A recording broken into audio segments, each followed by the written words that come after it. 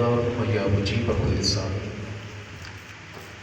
والصلاة والسلام على من هو أفضل الوسائل وعلى آله وأصحابه ذوي الفضائل أما بعد فأعوذ بالله من الشيطان الرجيم بسم الله الرحمن الرحيم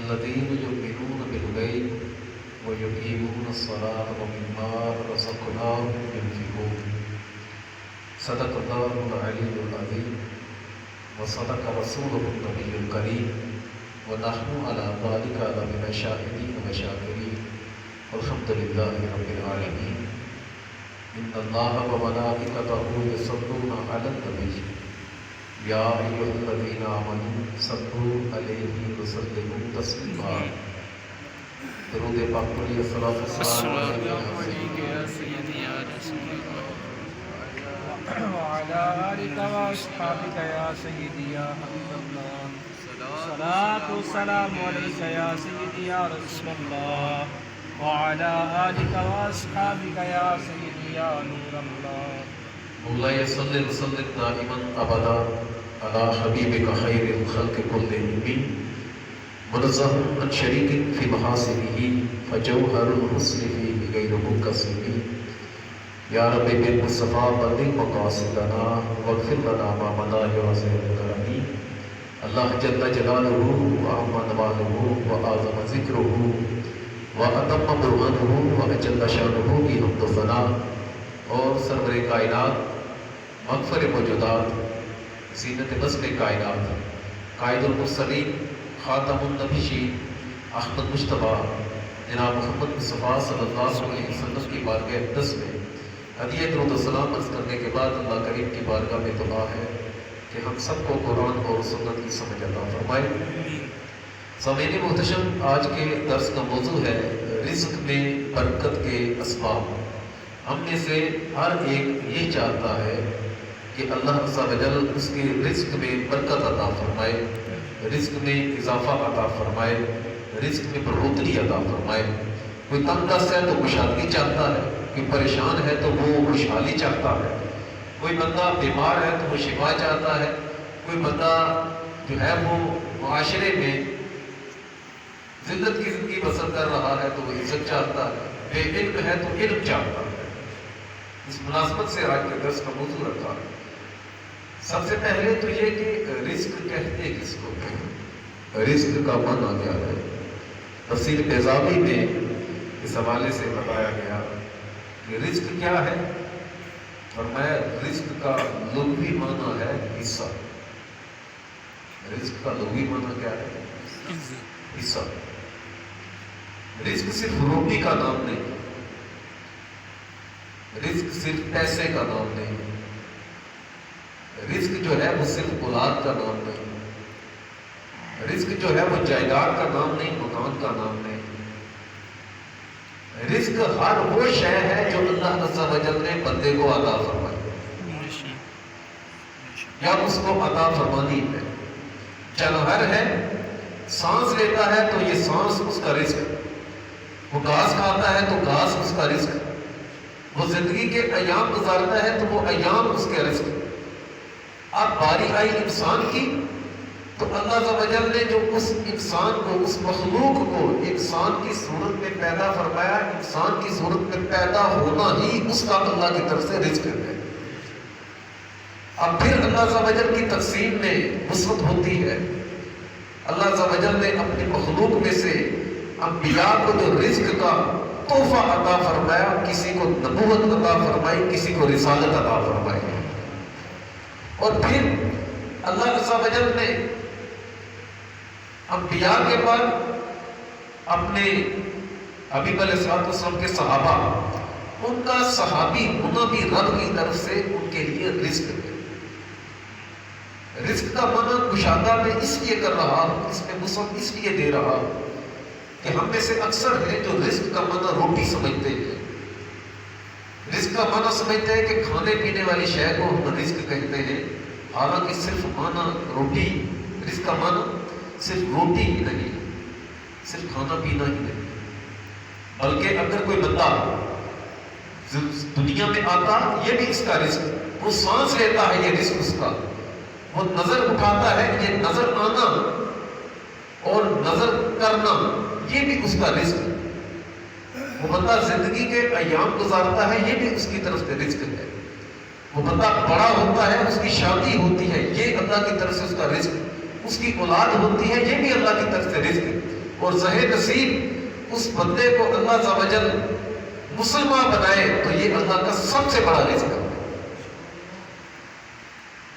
اور پھر مسلمان ہونے کے بعد اللہ عز و جل اس سے علم دین کا نور عطا فرمائے یہ بھی اللہ کی طرف سے اس کے لیے رزق ہے، اور رزق جو ہے اس میں بڑھوتری کے بے شمار اسباب ہیں، توجہ کرنے کی ضرورت ہے۔ سب سے پہلی بات یہ جس چیز کو اللہ عز و جل نے آپ کو عطا فرمایا ہے، اللہ کی جو نعمتیں ہیں رب عز و جل کی عطا وہ ہر شے آپ کے لیے اللہ کی طرف سے رزق ہے۔ رزق میں بڑھوتری کا پہلا سبب ہے، عموماً ہم لوگ روٹی کو رزق کا نام دیتے ہیں، عموماً ہم لوگ کھانے پینے کی اشیاء کو رزق کا نام دیتے ہیں۔ میں پھر عرض کرتا چلوں کہ رزق سے مراد میں روٹی نہیں لے رہا بلکہ اللہ کی ہر شے ہر عطا کو لے رہا۔ پہلی بات یہ کہ جو بندہ مسلمان پیدا ہوا یہ رب کی طرف سے اس کے لیے رزق ہے۔ عقیدہ صحیح کے بعد پہلی بات وہ بندہ قرآن کی تلاوت کرے، اللہ عز و جل اس کی روٹی میں بھی اضافہ فرمائے گا، آل اولاد میں بھی اضافہ فرمائے گا، اس کی زندگی میں بھی اضافہ فرمائے گا۔ اور بڑی بات یہ کہ بندے کے پاس سب سے جو قیمتی چیز ہے وہ بندے کا ایمان ہے۔ اللہ عز و جل قرآن میں ارشاد فرماتا ہے کہ جب ان پر ہماری مومنین پر ہماری آیات پڑھی جاتی ہیں، یعنی ان کے سامنے قرآن کی تلاوت کی جاتی ہے، ان کے ایمان میں بڑھوتری ہو جاتی ہے، اللہ مزید برکت عطا فرما دیتا ہے، مضبوطی آ جاتی ہے۔ مطلب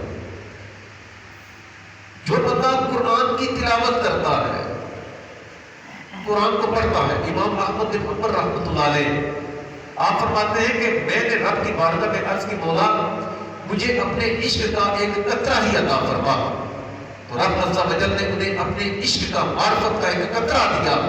آپ فرماتے ہیں قریب تھا کہ میری عقل کا شیشہ ٹوٹ جائے اور میں مجذوب ہو جاؤں، اس کی اتنی لذت تھی، اتنا کمال تھا۔ میں نے دوبارہ رب کی بارگاہ میں عرض کی مولا میں تیری بارگاہ میں عرض کرتا ہوں مجھے تو اپنا خاص قرب عطا فرما، اپنے قریب کر لے، اتنا قریب کر لے اتنا کہ تیرے سوا مجھے کوئی نظر ہی نہ آئے۔ تو اللہ نے ارشاد فرمایا کہ احمد بن حنبل خواب کی بات کر رہا ہوں، اے احمد قرآن کی تلاوت کیا کر میں تجھے اپنا قرب خاص عطا فرما دوں گا۔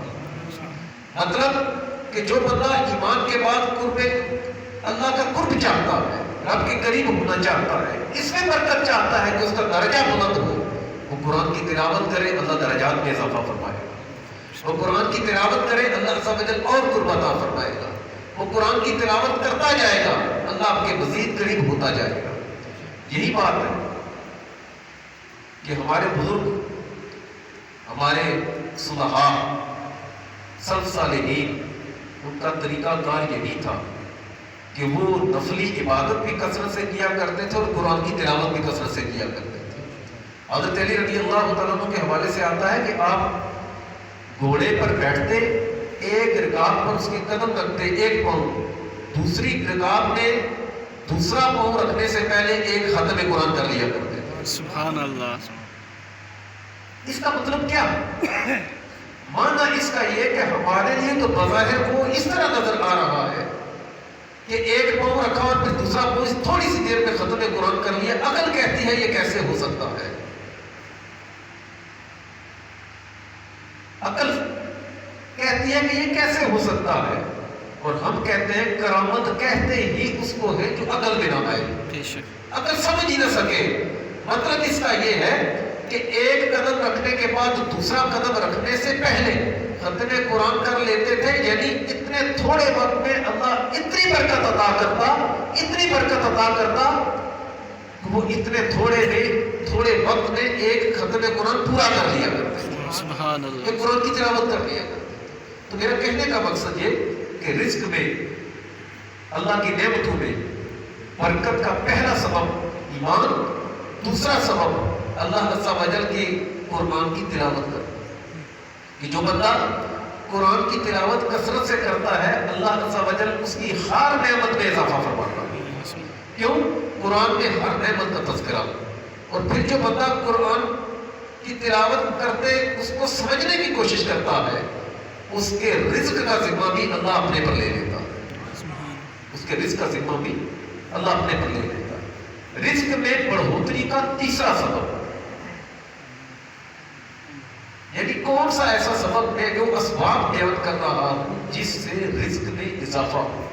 اور پھر دوہراتا چلوں کہ رزق سے مراد میں روٹی نہیں لے رہا، رزق سے مراد میں یہ نہیں لے رہا کہ کوئی بندہ جو ہے اس کی جائیداد، اس کا مکان، اس کا پیسہ، یہ رزق ہے، بلکہ رزق کا معنی ہے حصہ، اللہ کی طرف سے عطا کی ہوئی ہر شے بندے کے لیے رزق۔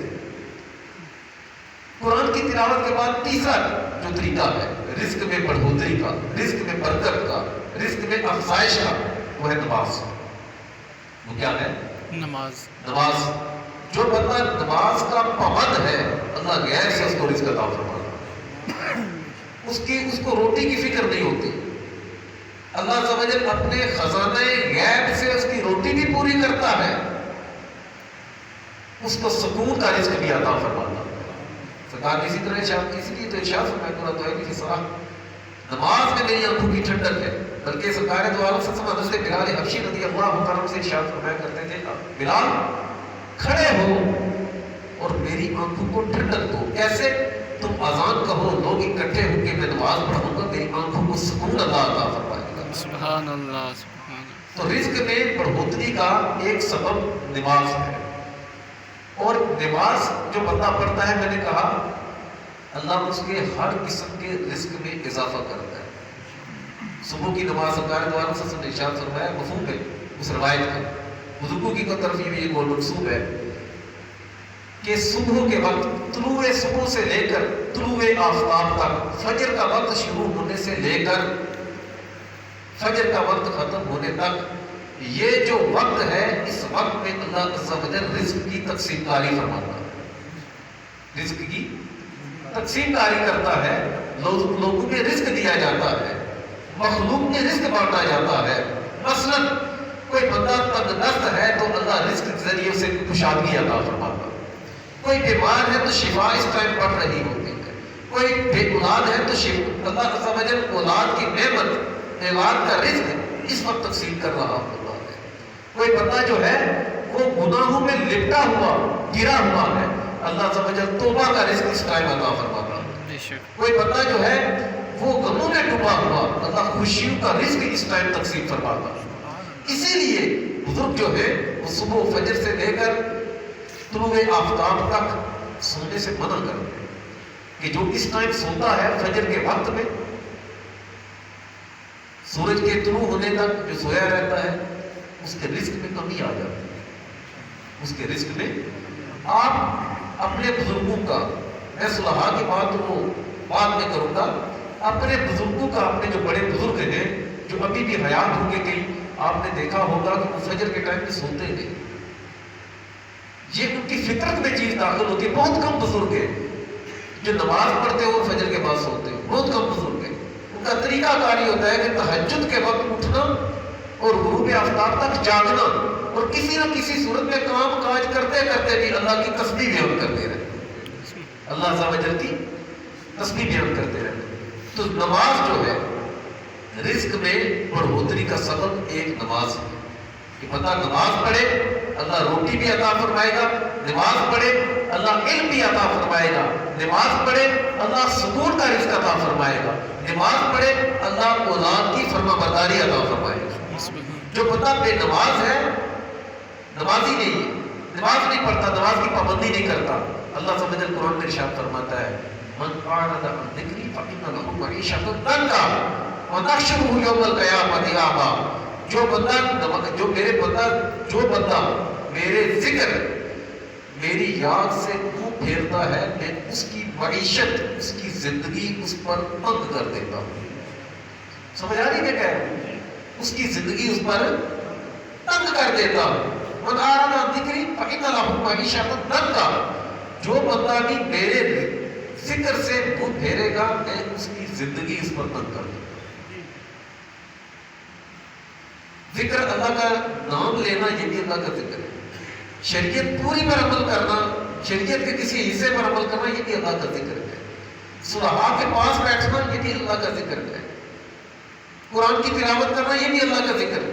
نماز پڑھنا یہ بھی اللہ کا ذکر ہے. یعنی ہر وہ کام جس سے اللہ یاد آ جائے وہ اللہ کا ذکر ہے. فرمایا کہ جو میرے ذکر سے منہ پھیرے میں اس کی زندگی اس پر تنگ کر دیتا ہوں. زندگی کیسے تنگ ہو جاتی ہے؟ سب کچھ ہے، سکون کوئی نہیں. نیند کی گولی تو میں بھی خرید سکتا ہوں، آپ بھی خرید سکتے ہیں، لیکن نیند کا رزق، نیند کی نعمت یہ اللہ کی بارگاہ سے عطا ہوتی ہے، بازار دکانوں سے نہیں خرید سکتے. بات سمجھ آ رہی ہے؟ اللہ عز و جل قرآن پاک میں ارشاد فرماتا ہے الا بذکر اللہ تطمئن القلوب، میرا ذکر کرو، مجھے یاد کیا کرو، وہ کوئی بھی صورت ہو، جو مجھے یاد کرو گے تو میں تمہیں سکون کا رزق عطا فرماؤں گا، اطمینان کا رزق عطا فرماؤں گا. تمہیں اطمینان ہو جائے گا، تمہیں سکون ہو جائے گا. تو میں نے کہا کہ نماز جو ہے، جب بندہ نماز کی پابندی کرتا ہے اللہ عز و جل ہر قسم کے رزق میں اضافہ فرماتا ہے. بے اولاد ہے تو اللہ اولاد دے گا، پریشان ہے تو اللہ خوشی دے گا، تنگ دست ہے تو اللہ کشادگی دے گا، اور اگر ذلیل ہے تو اللہ عزت عطا فرمائے گا، اگر گر چکا ہے تو اللہ اٹھان عطا فرمائے گا، اور اگر گھر میں اندھیرا ہے تو اللہ نور کا اجالا عطا فرمائے گا. رزق میں بڑھوتری برکت کا چوتھا سبب ہے سرکار دو عالم صلی اللہ علیہ وسلم پر درود پاک پڑھنا. صلی اللہ علیہ سرکار دو عالم صلی اللہ علیہ وسلم پر درود درود پاک پڑھنا. بتا دعا کرتا ہے اللہم صلی علی محمد. درود پاک کیا ہوتا ہے؟ الصلاۃ والسلام علیک یا رسول اللہ، صلاۃ ہو، سلام ہو، رحمت ہو، سلام ہو. صلاۃ کا مطلب 56 یا 62 معنی ہے اس کے. صلاۃ کے کتنے معنی تقریباً بولے تو کتنے؟ تقریباً اس کے 62 معنی ہیں. ان میں سے ایک ہے رحمت. ہم جو کہتے ہیں نا الصلاۃ والسلام علیک یا رسول اللہ، رحمت ہو، سلام ہو آپ پر اے اللہ کے رسول. تو آپ کیا کرتے ہیں؟ یہ دعائے رحمت ہے. اللہم صلی علی محمد، اے اللہ رحمت نازل فرما محمد صلی اللہ علیہ وسلم پر. ترجمہ اس کا یہ بنتا ہے. آپ درود تاج پڑھیں، آپ قصیدہ بردہ شریف پڑھیں، کوئی بھی درود ہے، اس میں اس کا نچوڑ یہ ہے کہ ہم اللہ سے دعا کرتے ہیں کہ اللہ نبی پاک صلی اللہ علیہ وسلم پر رحمت عطا فرما. میری بات سمجھ آ رہی ہے؟ اللہ سے کیا دعا کرتے ہیں؟ اللہ نبی پاک صلی اللہ علیہ وسلم پر رحمت عطا فرما. تو جو بندہ سرکار پر رحمت کی دعا کرتا ہے، دعا آقا کے لیے کرتا ہے، رحمت اللہ اس کو عطا فرماتا ہے. آقا نے ارشاد فرمایا جس نے ایک مرتبہ درود پاک پڑھا اللہ 10 رحمتیں عطا فرماتا ہے. کتنی؟ 10 رحمتیں. فرمایا جس نے 10 مرتبہ پڑھا اللہ 100 رحمتیں عطا فرماتا ہے. کتنی رحمتیں؟ 100 رحمتیں عطا فرماتا ہے. اس کے اللہ سے بجر گناہوں کی مغفرت کرتا ہے، اس کے گناہ مٹاتا ہے، اور اس کو نیکیاں بھی عطا فرماتا ہے.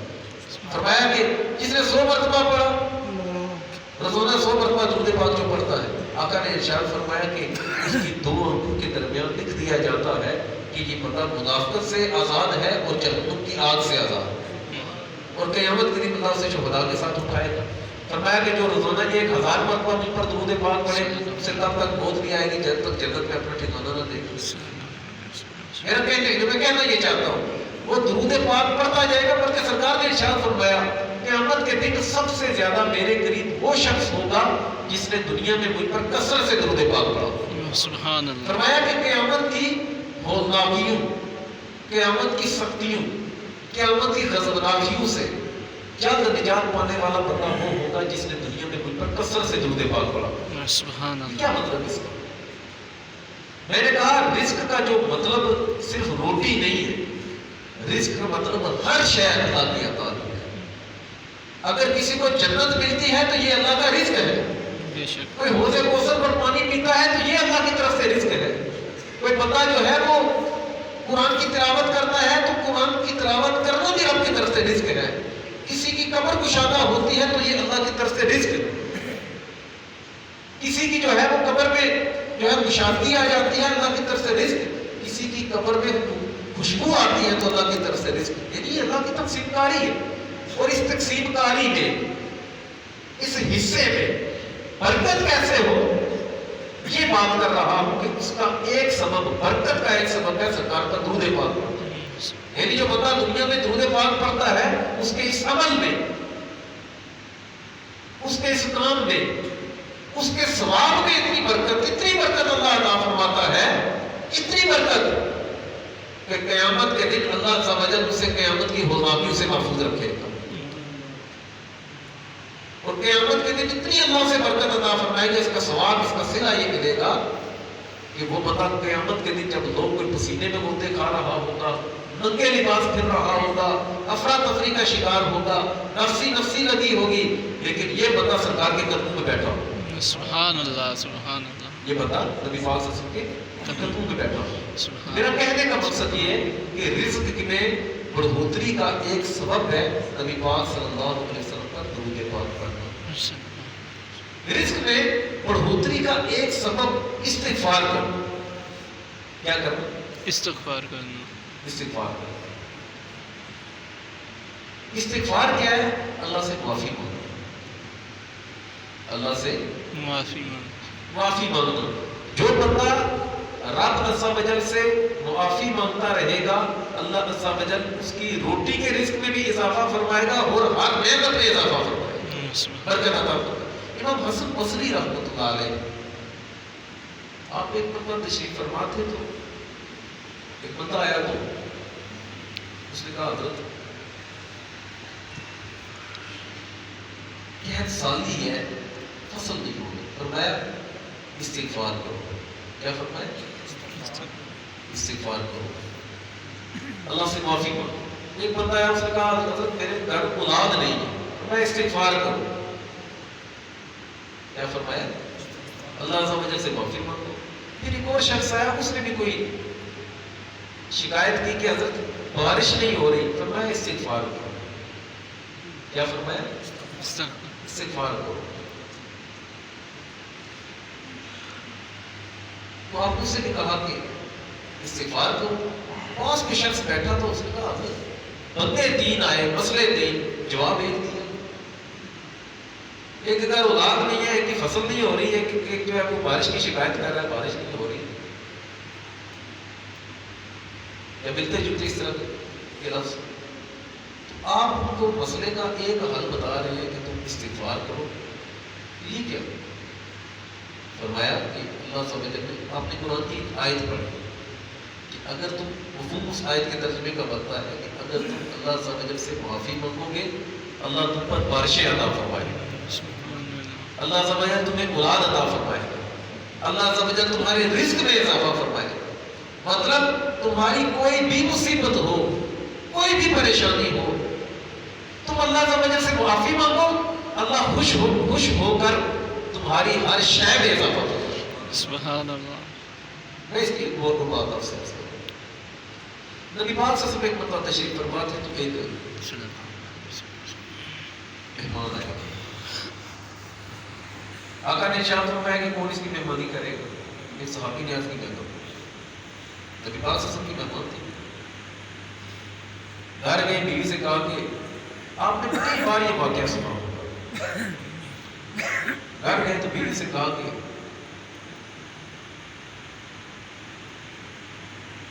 یہ سرکار کے والد سے سب پر مہمان آ رہا ہے، گھر میں کچھ کھانے کے لیے کہا واللہ، اللہ کی قسم گھر میں بچوں کے لیے کچھ پڑا ہوا ہے. تو روٹی کے چند ٹکڑے کوئی کچھ ہے. انہوں نے کہا کہ صحابی جو تھے انہوں نے کہا کہ اپنی زوجہ سے کہ کیونکہ نبی پاک صلی اللہ علیہ وسلم کا وہ مہمان ہے تو ہمیں چاہیے کہ ہم اس کی خدمت کریں. آج ہم دونوں بھوکے رہے، بچوں کو سلا دیتے ہیں، ایک بندے کا کھانا ہے تو وہ جب کھانے کے لیے بیٹھے گا مہمان تو ہم چراغ بجھا دیں گے، منہ ہلاتے رہیں گے اس کو پتہ چلے کہ کھانا کھا رہے ہیں، اسے کیا پتہ چلے گا؟ اس کا پیٹ بھر جائے گا اور سرکار دو عالم سے خوش ہو جائے گا۔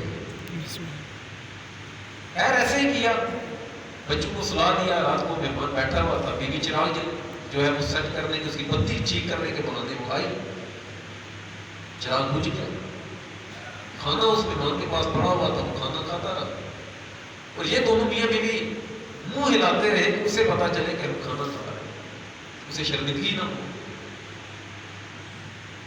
رات گزر گئی تو صبح کے وقت وہ صحابی تھوڑی دیر کے بعد یعنی دیر سے مسجد میں پہنچے۔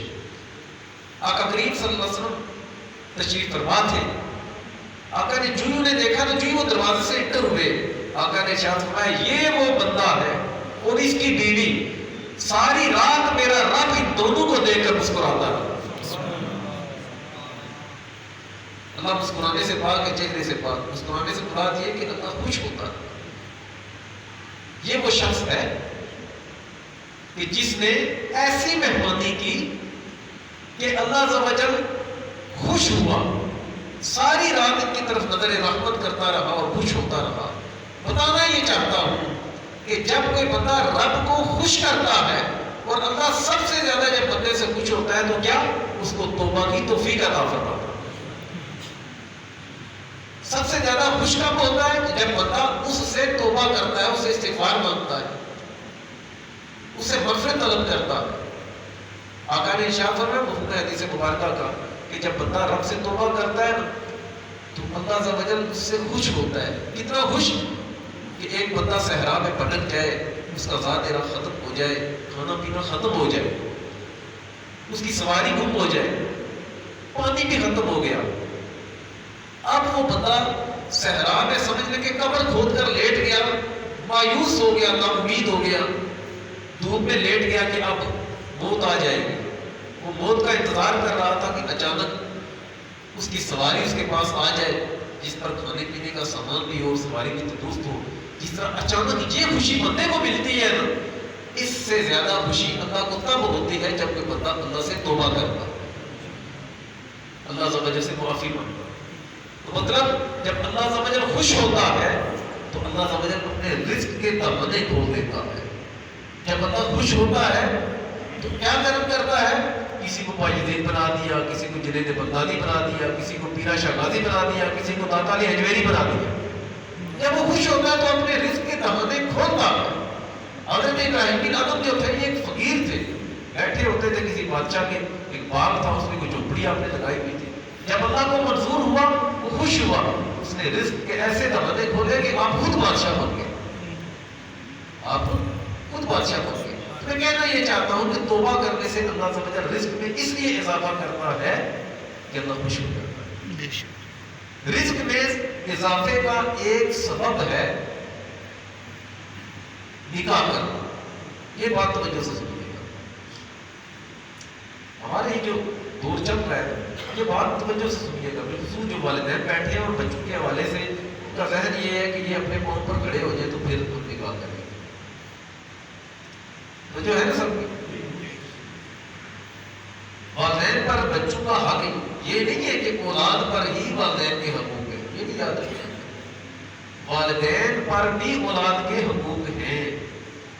سرکار نے ارشاد ہے والدین پر لازم ہے، والدین پر بچوں کا حق یہ ہے ان کا اچھا نام رکھے اور بالغ ہو تو ان کا نکاح کرے۔ ہم ممبر پر بیٹھ کر والدین کے حقوق تو بیان کرتے ہیں، کرنے بھی چاہیے، لیکن اولاد کے بھی حقوق ہیں، اچھی تربیت کرنا یہ اولاد کا حق ہے، والدین پر لازم ہے، والدین پر لازم ہے کہ وہ اولاد کی تربیت اچھی کریں، ان کو قرآن پڑھائیں، ان کو سرکار کا عشق سکھائیں۔ یہ حدیثوں کا مفہوم آپ کو بتا رہا ہوں، یہ حدیث کے آپ کو میں مفہوم بتا رہا ہوں۔ ان میں سے ایک حق ہے نکاح کرنا۔ ہم لوگ کہتے ہیں بچہ پاؤں پر کھڑا ہوگا جی پھر ہم نکاح کریں گے، ہم کا ٹرینڈ تو یہی ہے نا، والے کم کو نہیں کرنا، نہ کمے نہ کاجے نہ کسی کہہ چھوڑیا، یہ جڑا آپ کو بتو کھاسی تھا اپنی بیوی کی بتو کھاسی، یہ ہوتا ہے نا، تو جو ہے سب کی درود پاک پڑھیے، الصلاۃ والسلام علیہ یا رسول اللہ وعلی آلہ وصحبہ الصلاۃ والسلام۔ ٹرینڈ یہ ہے کہ ہم لوگ کوشش کرتے ہیں جب بچہ کام کاج والا ہو جائے تو اس کا ہم نکاح کریں، اس کی شادی کریں۔ اللہ قرآن میں کیا ارشاد فرماتا ہے؟ اس آیت کے ترجمے کا مفہوم ہے، تم میں سے جو بے نکاح ہیں، جن کی نکاح نہیں ہوئے، اللہ فرماتا ہے ان کے نکاح کر دو۔ اللہ کیا ارشاد فرماتا ہے؟ توجہ سے سننا، ان کے کیا کر دو؟ نکاح کر دو۔ اگلی بات اللہ ارشاد فرماتا ہے ان کو نکاح کرو، اگر وہ تنگ دست ہے اللہ ان کو کشادگی عطا فرمائے گا۔ بھی سوچ، میری بات سمجھ آ رہی ہے؟ ہم عقل پر پرکھتے ہیں، قرآن میں کہیں نہیں کہا گیا کہ تم عقل کی پیروی کرو، قرآن میں کہا گیا وہی کی پیروی کرو۔ کس کی پیروی کرو؟ وہی۔ عقل اپنا فائدہ دیکھتی ہے، وہی پوری مخلوق کا فائدہ دیکھتی ہے۔ میری بات سمجھ آ رہی ہے؟ تو ہمارے ذہن میں یہ ہوتا ہے کہ بچہ جو ہے وہ پاؤں پر کھڑا ہو، بچہ جو ہے وہ کمانا شروع کرے، اچھی نوکری لگ جائے، اور کئی تو ایسے بھی ہیں جو برٹش رشتے کے چکروں میں بچوں کو بھی بڑا کر دیتے ہیں، ظلم کرتے ہیں۔ کیا کرتے ہیں؟ ظلم کرتے ہیں، اپنی اولاد کے ساتھ بھی اپنے ساتھ۔ ایسا تو نہیں ہے کہ ان سے پوچھنی ہوگی، سرکار نے فرمایا کہ اولاد پر والدین کا حق یہ ہے کہ ان کا نکاح کریں، پھر والدین سے پوچھو، پھر والدین سے کیا ہوگا؟ پوچھو گی، ہاں جی نکاح ٹائم سے نکاح وقت پر کیوں نہیں کیا؟ تو میرا کہنے کا مقصد یہ ہے کہ رزق میں بڑھوتری کا ایک سبب ہے نکاح کرنا۔ کوئی بندہ نکاح کرتا ہے، سرکار نے ارشاد فرمایا اللہ اس کے نصف دین کو محفوظ کر دیتا ہے، آدھا ایمان اس کا محفوظ ہو گیا۔ کوئی بندہ نکاح کرتا ہے، اللہ تعالیٰ اس کو اور کیا دیتا ہے؟ تنگ دست ہے تو اللہ کشادگی عطا فرمائے گا۔